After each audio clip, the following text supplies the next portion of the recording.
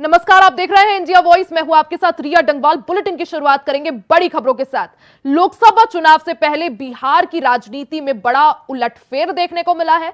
जन अधिकार पार्टी का कांग्रेस में विलय किए जाने का पुख्ता तैयार हो गया है।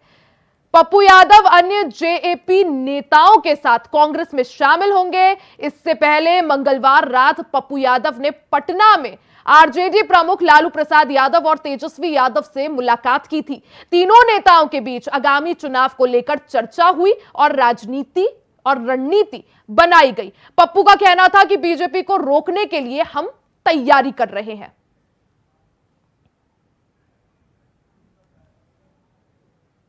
लगातार हम अपने आदरणीय नेता जो बचपन से जिनको मैं संघर्ष करते देखा, मोहन प्रकाश जी, समाजवादी से लेके पुराना जनता दल, जिनका लंबा सानिध्य मुझे प्राप्त रहा है,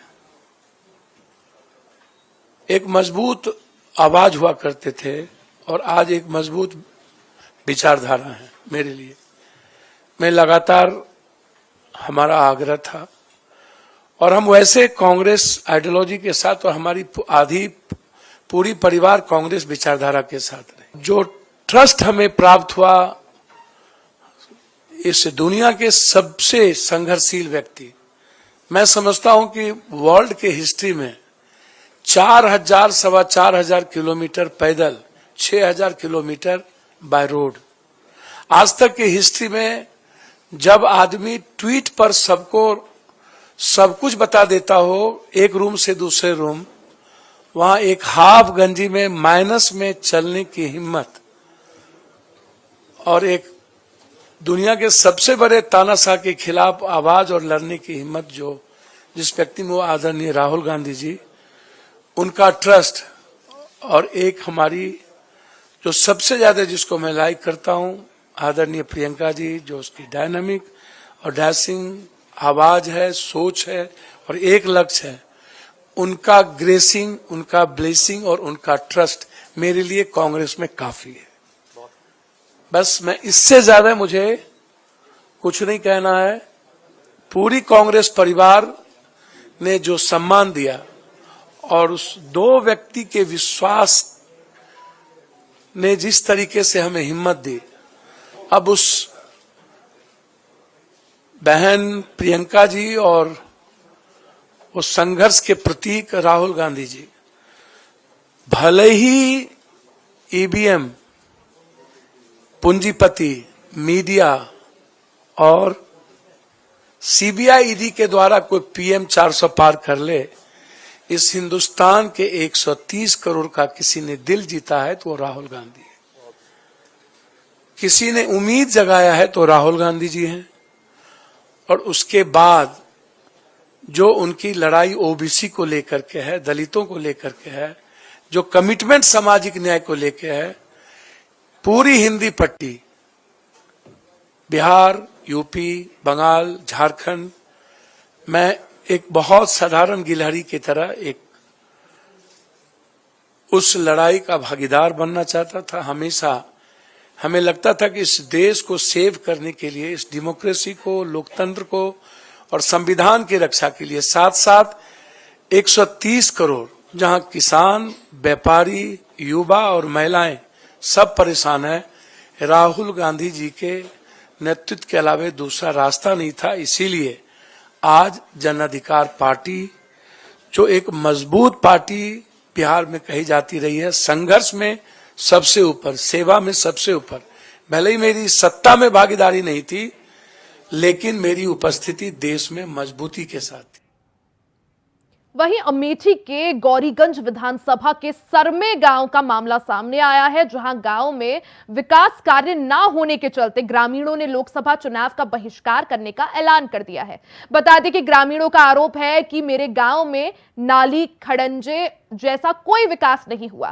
साथ ही ग्रामीणों का कहना है कि हम लोगों ने चुनाव के बहिष्कार का बोर्ड लगवाया, जिसको ग्राम प्रधान के साथ मिलकर बीडीओ ने उखड़वा फेंका और हमारी समस्याओं के निस्तारण के बिना ही रिपोर्ट लगा दी गई।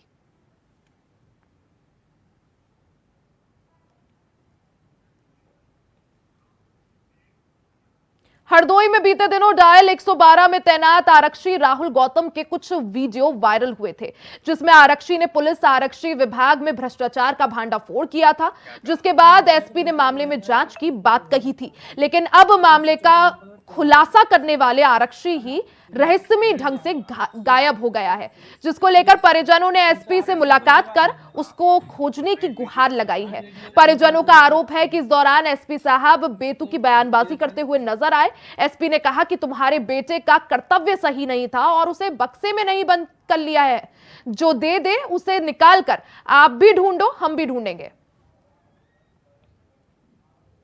मैं ड्यूटी मेरी लगी है PRV 2715 जिला हरदोई, जिसके 112 के प्रभारी हैं हरदोई के दिनेश कुमार यादव, और एक लड़का है सुरेश सब लोग नाम का, जो इनका बहुत ही खास है। एक प्रकार का दलाल है, वो खुद पैसे कमाता है और उनको पैसे कमा कर देता है, और जो ऐसा नहीं करता वो उसके खिलाफ षड्यंत्र रचते हैं। जैसा कि मेरे साथ एक षड्यंत्र आज रचा गया है, सब लोग ने, इंस्पेक्टर साहब ने मिल के, ठीक है। और ये आवाज़ मैं सुप्रीम कोर्ट में रिट डालूंगा, SC/ST आयोग में, सुप्रीम कोर्ट में इनको तलब कराऊंगा, हाई कोर्ट, सुप्रीम कोर्ट में, ठीक है।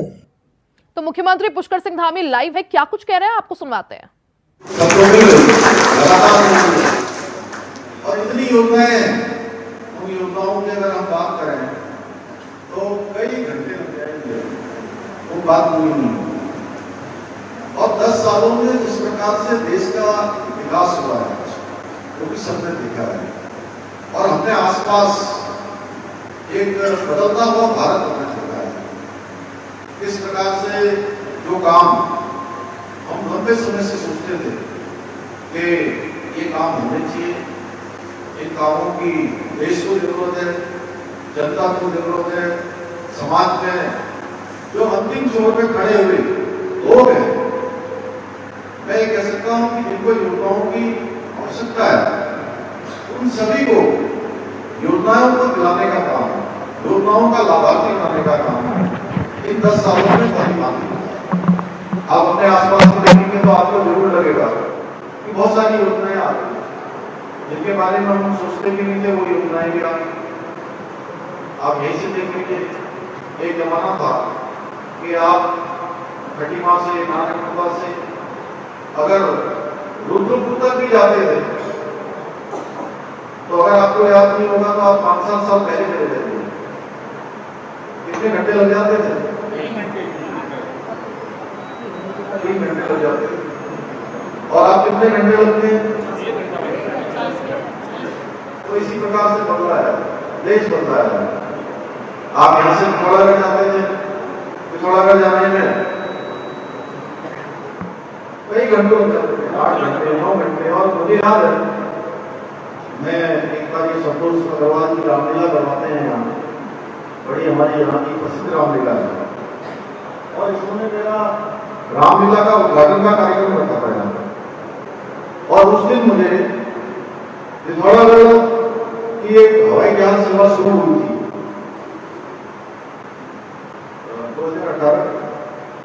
2018 में।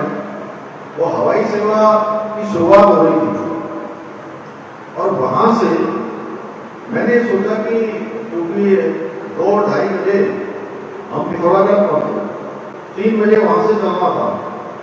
मैंने सोचा मैं आराम से जो है 7 बजे तक पहुंच जाऊंगा, 4 घंटे 5 घंटे में, और बहुत तेज बिना कहीं रुके, तब भी जाकर 9:30-10 बज गया था, तब मैं यहाँ पर पहुंच जाऊँ। और अगर आज आप पिथौरागढ़ जाते हैं तो आपको पता ही नहीं लगता पिथौरागढ़ कब आ गया, चंपावत कब आ गया, टनकपुर तो बगल में ही हो गया, और शहर में हमारे कितना जाम लगता था, आज देखिए जाम भी कम हो गया। तो इस प्रकार से छोटी छोटी चीजें अगर हम देखेंगे तो बहुत सारी योजनाएं हमारे बीच में होंगी। और बड़ी योजनाओं की हम बात करें तो देश में कश्मीर में धारा 370 कब से मांग रही कि धारा 370 समाप्त होना चाहिए, लेकिन कोई सरकार ऐसी नहीं आई जो कश्मीर को भारत में पूरी तरह से मिला दे, यानी कि भारत का अभिन्न अंग होते हुए कश्मीर पूरी तरह से मिल नहीं पा रहा था। उस कश्मीर को भारत में मिलाने का काम किसी ने किया तो हमारे प्रधानमंत्री मोदी जी ने किया। अभी कुछ ही दिनों पहले सीए का कानून लागू हुआ है और ये कानून क्या है? ये कानून है कि जो लोग अफगानिस्तान में, पाकिस्तान में, बांग्लादेश में जो रह रहे थे उसमें से हिंदू, सिख, बौद्ध, इन सबको, पारसी, वो सब जिनके साथ वहां उत्पीड़न हो रहा था, अन्याय हो रहा था, अत्याचार हो रहा था, उन सबको जो लौटकर भारत आ गए या आना चाहते हैं उनको भारत में नागरिकता देने का काम ही हमारे प्रधानमंत्री नरेंद्र मोदी की सरकार ने किया है। इसी प्रकार से अयोध्या में भगवान राम का मंदिर मरम्मत की, यहाँ से भी बड़ी अलग जगह लोगों ने बड़ी लंबे समय तक यहाँ भी संघर्ष किया पूरे देश के अंदर और उत्तराखंड में, हमारे यहाँ से खटीमा से, नारायण माता से, आसपास के क्षेत्रों से, और वो भी लंबा कालखंड भी लिया। भगवान का मंदिर नहीं होता, वहां भी मंदिर बनाने का काम किसी ने किया तो वो भी हमारे प्रधानमंत्री मोदी जी के नेतृत्व में आज संपन्न हो गया और भगवान रामलला की प्राण प्रतिष्ठा भी हो। हम लोगों को भी वहां जाकर बहुत सारे लोगों की वहां दर्शन करके भगवान राम के दर्शन करने का सौभाग्य प्राप्त कर चुके हैं। मैं भी गया था, हमारे साथ हमारे मंत्रिमंडल के लोग भी गए, सभी लोग गए थे और बहुत भव्य दिव्य एक इतना बड़ा परिसर वहां पर बन रहा है कि जो केवल भारत का नहीं बल्कि आने वाले समय में दुनिया का एक बहुत बड़ा धार्मिक केंद्र जहां पूरी दुनिया के लोग आएंगे। हमारे प्रधानमंत्री जी ने वहां पर अंतर्राष्ट्रीय स्तर का हवाई अड्डा भी बना दिया है, वहां के लिए अनेक शहरों से वंदे भारत एक्सप्रेस चला दिए। हमने भी प्रयास किया, उत्तराखंड से हवाई सेवा हमने देहरादून से वहां की चला दी है। अयोध्या के लिए हमने रेलगाड़ी की मांग की कि रेलगाड़ी भी हमको मिल जाए। तो ऐसे अनेक काम हैं और दुनिया के देशों में आज भारत का जो है मान सम्मान, स्वाभिमान, पहचान पूरी दुनिया में बढ़ी है। जो भी भारत का रहने वाला है वो चाहे विदेशों में भी रहते हैं, उनका भी आज सीना जो है गर्व से जोड़ा है क्योंकि हर एक भारतवासी की पहचान बढ़ी है, हर एक भारतवासी का गौरव बढ़ा है। ये दुनिया के अंदर इस प्रकार से काम नहीं है। उत्तराखंड के अंदर भी आप सबको पता है डबल इंजन की सरकार, हम कहते हैं डबल इंजन की सरकार। तो डबल इंजन का मतलब होता है कि दोनों इंजन काम करते रहे।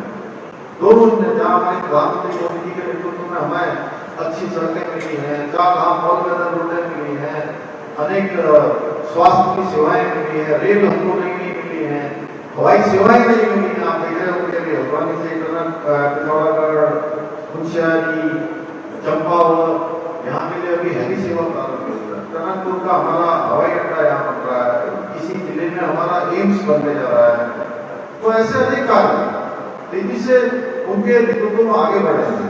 उत्तराखंड राज्य में अन्य भी बहुत सारी परियोजनाएं हैं, मैं उनके बारे में बताऊंगा। तो हमारे सिख भाइयों के कल में बहुत बड़े कार्यक्रम में संत समागम में वहाँ काशीपुर में गया था, तो वहां मैंने जिक्र किया हेमकुंड साहब जाने वाला जो रोपवे है उसका भी काम प्रारंभ हो गया है। करतार सिंह कॉरिडोर जाने के लिए 100 करोड़ से भी ज्यादा की योजना से अब कोई भी वहां के दर्शन कर सकता है। जो काम बहुत पहले होना चाहिए था वो काम आज संपन्न हुआ है।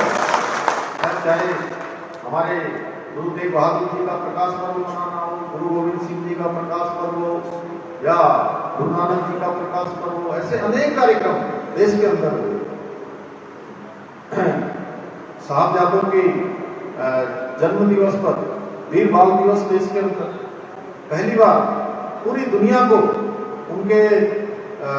उनकी जो शहादत थी, उनका जो बलिदान था, जो उनका उस समय धर्म की रक्षा के लिए अपने को कुर्बान करना, अपनी शहादत दे देना, जिंदे जीते जी जो है दीवारों पर चुना जाना उन्होंने स्वीकार कर लिया, लेकिन उन्होंने झुकना स्वीकार नहीं किया। लेकिन पूरी दुनिया में इस बात को बहुत पहले ले जाया जाना चाहिए था, इतिहास में अंकित किया जाना चाहिए था, उसको अंकित नहीं किया गया। यह काम भी किसी ने किया, तो हमारे प्रधानमंत्री मोदी जी ने कैसे नहीं वो काम। तो उत्तराखंड से तो उनका बहुत लगाव शुरू से रहा, चाहे चार धाम जिस प्रकार से बड़े केदारनाथ पुनर्निर्माण कार्य हुआ है, बद्रीनाथ मास्टर प्लान हुआ है, हेमकुंड साहब रोपवे बना है, केदारनाथ का रोपवे बना है, सड़कें बनी हैं। यहाँ भी हमारे यहाँ आने वाले समय में ये जिस प्रकार से सड़क तेजी से आज गुंजी तक, लिपू लेक तक सड़क बनाए जाने का काम तेजी से चल रहा है। आने वाले समय में हम लोग आदि कैलाश तक की यात्रा सड़क मार्ग से यहीं से करेंगे, कैलाश मानसरोवर की यात्रा यहाँ से करेंगे। उस पर तेजी से काम चल रहा है। ये काम उन्हीं के कारण संभव हुआ। आपने देखा पिछले दिनों प्रधानमंत्री जी ने जौलीग्रांट आदि कैलाश की यात्रा की, पिथौरागढ़ आए, जागेश्वर धाम गए, मायावती आने का भी कार्यक्रम था चंपावत में, लेकिन अगले दिन कोई कार्यक्रम होने के कारण से वो समय की कमी हो गई, इसलिए मायावती आश्रम नहीं पहुंच पाए, लोहाघाट में मायावती आश्रम। तो उनका विशेष लगाव उत्तराखंड की धरती से रहा है। उसके कारण से उत्तराखंड में जब भी चुनाव होते, हर चुनाव में लोगों ने मोदी जी को अपने परिवार का मानते हुए, क्योंकि मोदी जी हमेशा उत्तराखंड को अपना परिवार मानते हैं, तो परिवार के लोगों ने हमेशा आगे बढ़कर 5 सीटें 2014 में, पांचों की 5 सीटें 2019 में यहां से जिताकर गई। लेकिन हर 14 और 19 में अंतर ये था कि 14 में जितने वोट मिले थे उससे अधिक वोट 2019 में मिले। इसलिए हम सबके समक्ष इस चुनाव में ये चुनौती भी है कि 2019 से भी ज्यादा मतों से इस बार हमने यहाँ से जिताकर भेजना है। क्योंकि जो लोग चुनाव में काम करते हैं सबको पता है कि 14 में जितने मत मिले थे, 19 में उससे ज्यादा मिले थे, 19 में बहुत ज्यादा मिले थे। इसलिए 24 के लिए हमारे सामने एक बड़ा लक्ष्य है। और साथ में तो आप उत्तराखंड के मुख्यमंत्री पुष्कर सिंह धामी को सुन रहे थे कार्यकर्ताओं से संवाद करते हुए। फिलहाल खबरों में आगे बढ़ते हैं। सिद्धार्थनगर में खाद्य सुरक्षा विभाग ने छापेमारी की है, जहां त्योहारों के मद्देनजर खाद्य पदार्थों में मिलावट के बढ़ते मामले को देखते हुए जिला खाद्य सुरक्षा विभाग की टीम ने जनपद मुख्यालय में मिठाई की दुकानों पर औचक निरीक्षण कर मिठाइयों के सैंपल उठाए। बताया जा रहा है कि मोबाइल परीक्षण प्रयोगशाला में प्राथमिक परीक्षण किया गया, जिसमें ज्यादातर सैंपल्स मानक की कसौटी पर खरे उतरे और कुछ नमूनों में मिलावट की पुष्टि हुई। हालांकि इस दौरान मिलावट वाले खाद्य पदार्थों में किसी खतरनाक जानलेवा रसायन की पुष्टि नहीं हुई। तो वहीं शासन के निर्देशानुसार मिठाइयों के रेट सहित बाय डेट टैगिंग के लिए निर्देश दिए गए हैं। साथ ही 2 हफ्तों की अंतिम चेतावनी भी दी गई है और निर्देश का पालन नहीं करने पर कार्रवाई का भी आदेश दिया गया है। नौगढ़ के जितने सभी प्रतिष्ठानों पे मिठाई की दुकानों पे हम लोग आज चेक कराए हैं मिठाई को, और सबको नोटिस दी गई है। यूज बाय डेट अपना अंकित करें मिठाइयों पर, सबको निर्देश दिए गए हैं। दिल्ली के प्रगति मैदान में आयोजित हो रहे स्टार्टअप महाकुंभ में प्रधानमंत्री नरेंद्र मोदी ने संबोधित किया। इस दौरान प्रधानमंत्री नरेंद्र मोदी ने कहा कि भारत एक विकसित देश बनने के लिए रोड मैप तैयार कर रहा है और सही समय पर सही फैसले लिए जा रहे हैं। उन्होंने आगे कहा कि देश में बिजनेस को लेकर लोगों की धारणा बदल रही है और इसमें स्टार्टअप इकोसिस्टम की बड़ी भूमिका है। भारत का स्टार्टअप इकोसिस्टम सिर्फ मेट्रो शहरों तक ही सीमित नहीं रह गया है, बल्कि अब ये एक सामाजिक संस्कृति बन चुका है। भारत में ऐसे इनोवेटिव प्रोडक्ट्स और सर्विसेज तैयार हुई हैं जिससे देश के हर कोने में डिजिटल सुविधाओं का विस्तार हुआ है। और साथियों, आपको अंदाज नहीं है कि हम जहां हैं, हम रोजमर्रा की जिंदगी है तो हमें पता नहीं चलता है, लेकिन मैं G20 समिट के समय देखता था, हमने यहां एक बूथ लगाया था जहां पर अभी आपके एग्जीबिशन लगा है, वहां G20 समिट में, और वहां UPI कैसे काम करता है, हम 1-1 हजार रुपया देते थे ताकि उनको ट्रायल रन करने के लिए काम आए। हर एक एम्बेसी अपने टॉप मोस्ट लीडर को वहां ले जाने का आग्रह रखते हुए जरा वहां देखें एक बार। यानी वहां लाइन लगी रही थी बड़े बड़े नेताओं की कि यूपीआई है क्या, काम कैसे करता है, और उनके लिए बड़ा अजूबा था। हमारे यहाँ गांव में सब्जी वाला भी बड़े आराम से कर लेता है। साथियों, इससे फाइनेंशियल इंक्लूजन को बल मिला है। रूरल और अर्बन डिवाइड को देश कम कर पाया है। और दुनिया में शुरू में इसकी चिंता थी, जब डिजिटल प्रोग्रेस होने लगा तो हैव्स एंड हैव नॉट्स वाली थियरी इसके साथ जुड़ गई थी। सोशल डिवाइड की बात हो रही थी। भारत ने टेक्नोलॉजी को डेमोक्रेटाइज कर दिया है और इसलिए हैव्स एंड हैव नॉट्स वाली थियरी मेरे यहां चल नहीं सकती है। मेरे यहां सबके लिए सब कुछ है। आज एग्रीकल्चर हो, एजुकेशन हो, हेल्थ हो, इनमें स्टार्टअप के लिए नई संभावनाएं बन रही है। मुझे इस बात की भी खुशी है कि हमारे 45% से ज्यादा स्टार्टअप्स 45% से ज्यादा स्टार्टअप्स इसका नेतृत्व महिलाएं कर रही है, नारी शक्ति कर रही है। भारत ने अपना ये विजन अपनी G20 प्रेसिडेंसी के दौरान स्पष्ट किया है। इसी प्रीमाइसिस में G20 समिट हुई। विश्व के सभी बड़े नेता कोविड के बाहर दुनिया को कहां ले जाना इसके लिए खड़े बैठे थे और इसी मंडप पे मेरा देश का यंग माइंड बैठा है जो 2047 तक जाने का रास्ता तय करने वाला है।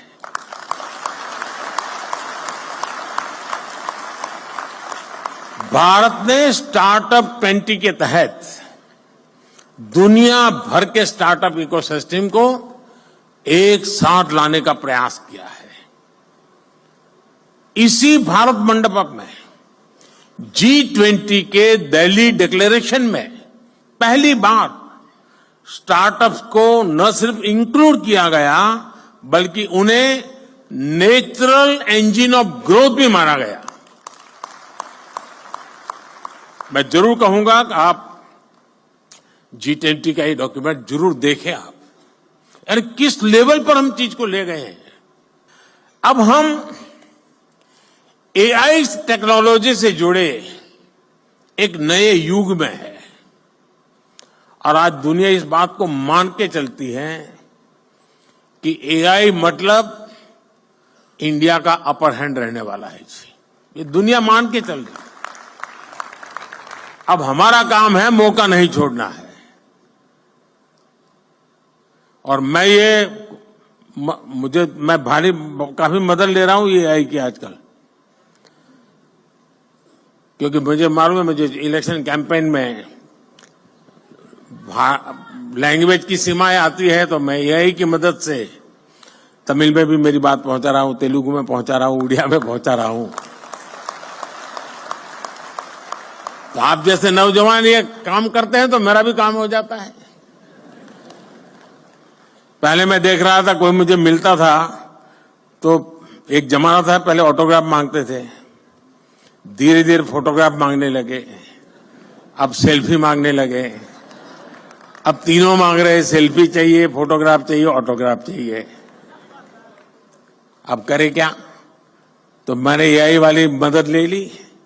मैंने अपने नमो ऐप पर एक व्यवस्था खड़ी कर दी, अगर मैं यहां से गुजर रहा हूं और कहीं पर एक कोने पर आपका आधा चेहरा भी आ गया तो AI की मदद से आप निकाल सकते हैं मोदी के साथ मैं खड़ा हूं।